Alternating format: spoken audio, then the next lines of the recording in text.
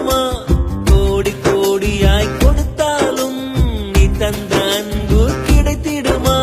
ரத்தத்தை நான் தந்தாலுமே உன் தியாகத்துக்கு ஈடாகுமா? நான் பட்ட கடன் தீர்ப்பேன் என்றால் ஒரு ஜன்மம் போதாதம்மா.